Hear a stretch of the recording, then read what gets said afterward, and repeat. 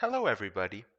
Welcome back to episode 2 of Music Theory for Electronic Music Producers. In this episode, we will be looking at melody. For demonstration, based on last episode's final drum pattern, I've already made a short melody, which we will now quickly listen to.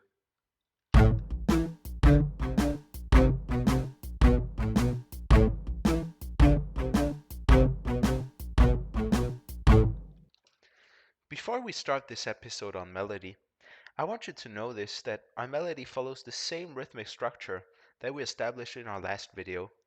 This is an important thing that I want you to keep in mind. Every melody also has a rhythmic aspect to it. Therefore, if you haven't already, I would recommend that you check out episode 1 of Music Theory for Electronic Music Producers, which is about rhythm, before you watch this video. With that out of the way, let me show you some interesting things about melody using this example. So here I have the same melody played by a piano. The first thing I want to show you is that we can transpose our melody, meaning shift it up or down, and the melody remains recognizable.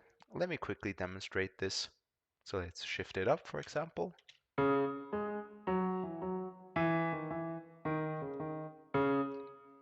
Let's shift it down.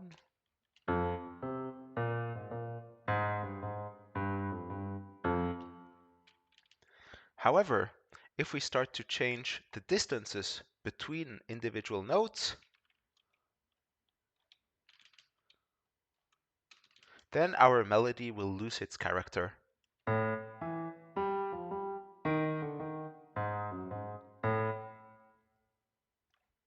So let me quickly fix this mess I've made here. So what does this mean? This means that what matters when you write a melody is not the notes that you play, but rather how the notes relate to one another. So then how do we relate notes to one another in music? By far the most common way to relate notes to one another in popular music is to define a key, a central note around which all other notes revolve. We can think of the key of a melody as the home of our melody. It's where we feel the melody wants to return to, or where the music feels at rest. For example, if we stop our melody on a C,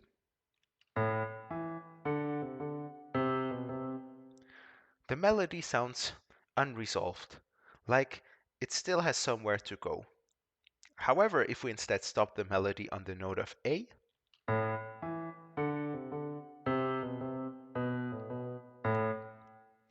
the melody feels resolved, like it has arrived where it's supposed to be. Because we feel this sense of resolution on the note of A, we are in the key of A. And by having a key, we can create this really interesting contrast between tension and resolution in our music, which is part of what gives music its emotional aspect. Before we continue and discuss the relationships between notes, I want to draw your attention to a very special relationship between two notes that we call the octave. We can find two notes that are an octave apart by looking for notes that have the same name, or by looking at the pattern of repeating white and black notes on the piano roll. The octave is special because if we take a melody and we double it up the octave, we get something like this.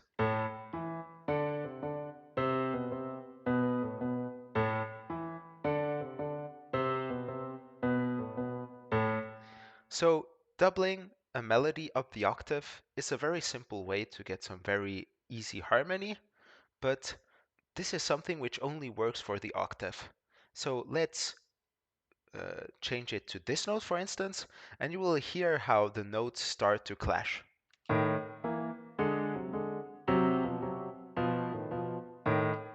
Or let's change it to this one.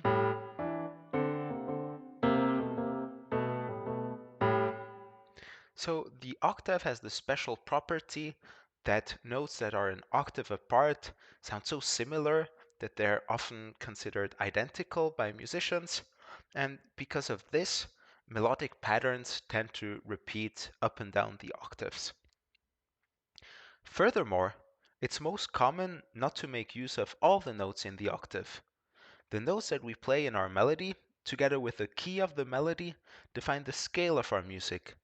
There are many different types of scales in music.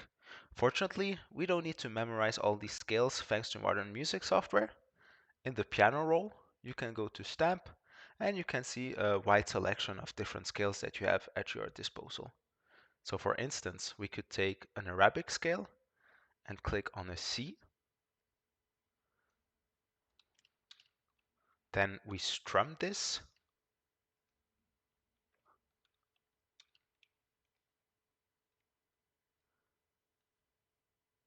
And we could also repeat this pattern up and down the octave, as we had previously said. So let's repeat it up 3 octaves, for example.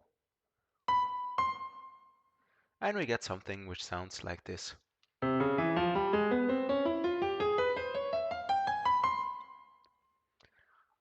Right, so this is an Arabic scale. It can be very useful when you're writing certain styles of music. For example, if you want an Arabic sound, obviously, or also a Spanish sound, actually. So, for example, I wrote a piano piece called Fantaisie Espagnole, which is based on this scale. Let's have a quick listen to that.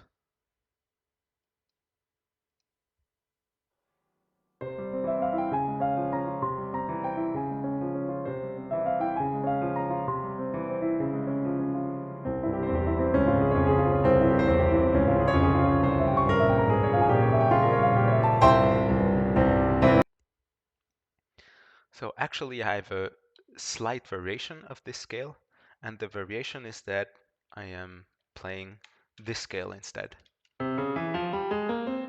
So it's only one note which is different. So this can be interesting to use, but it's only used in certain types of music. You're not going to hear it a lot in popular music. And in popular music, the scales that are most common are the major and minor scales. So let's listen to a C major scale, for example. Let's select the major scale. Let's strum it again.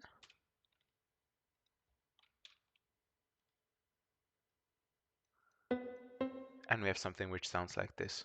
On the other hand, if we have a C minor scale,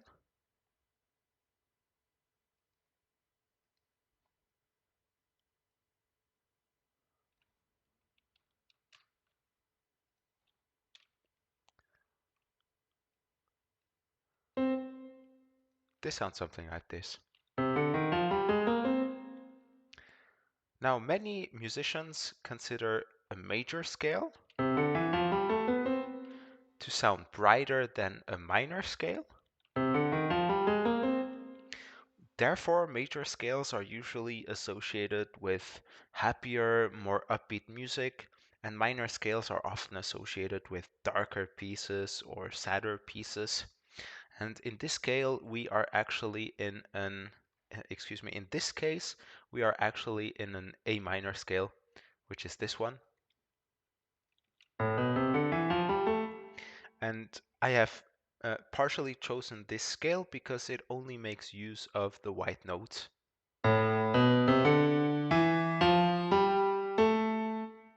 So it's very easy to find if you're just starting out initially. Finally, because the main melody is often sung by a singer, we need to keep in mind some limitations of the human voice. Even if we write instrumental music, it can be a good idea to write our melodies as if they were sung by a human, so that the listener can sing or hum along to them. Therefore, when searching for new melodies, I would recommend that you sing or hum the melody. Maybe use a backing track if you are just starting out. For example, most of my music tends to start off as a voice note in my phone, even if it's not a vocal piece. So, let's take everything we have learned today and try to apply it by writing a short new melody. So first, I'm gonna take this backing track here and have it play along.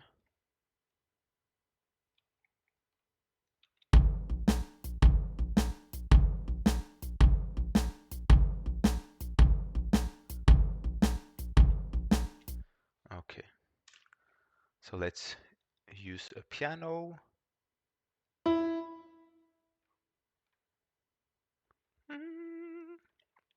And as I said, I like to sing along when trying to find melodies, so excuse my bad singing.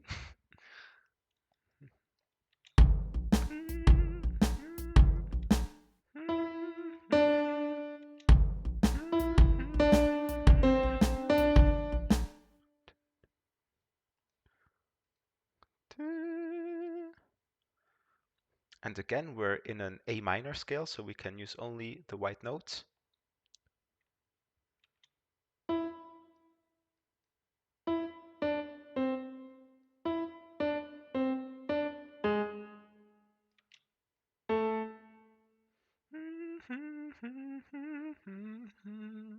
So here again, you can see this dichotomy between tension and release, right? We start on an E, which is not at home, and we gradually return towards this A.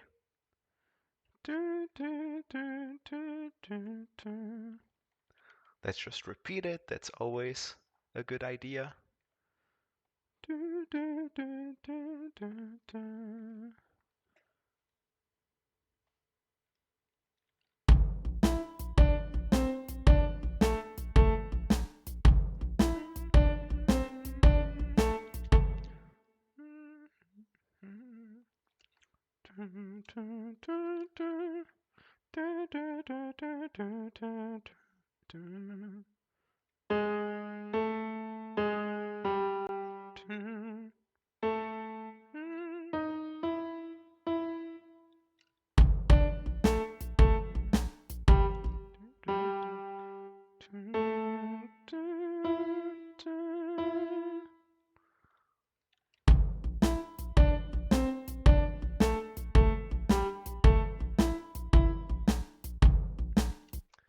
And again, let's repeat something similar, but have it be a variation.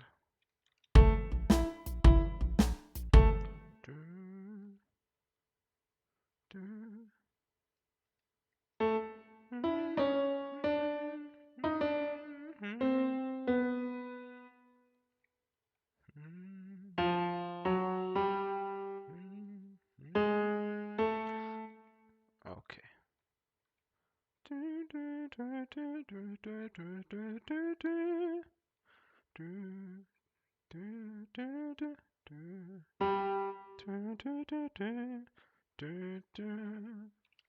So let's see how this sounds.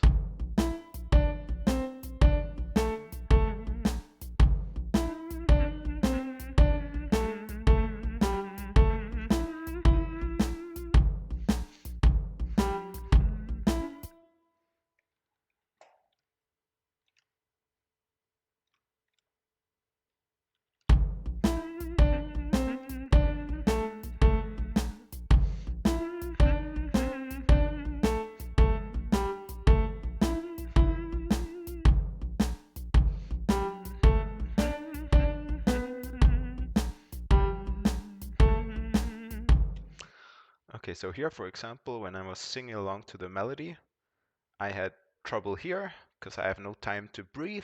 So let's change it up a little bit.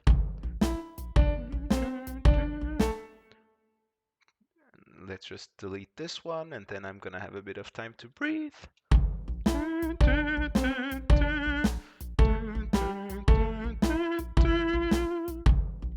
Yeah, so that works better, I think. And also this is not staccato like this, so let's connect the notes.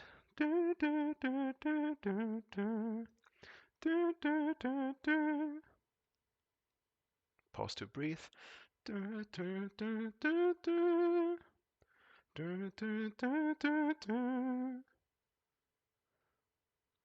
Little pause to breathe. And again we end on the key. So We return to the key to have this sense of release from the tension that we've previously built up. So let's listen to that.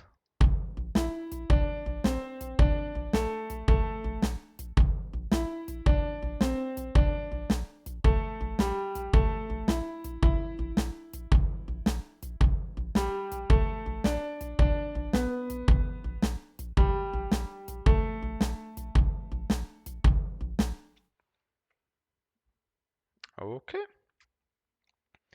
So that's what I got for you today.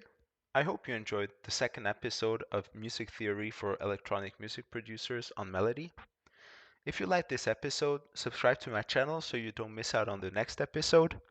In the next episode, we will be going over harmony. Thanks for watching and take care.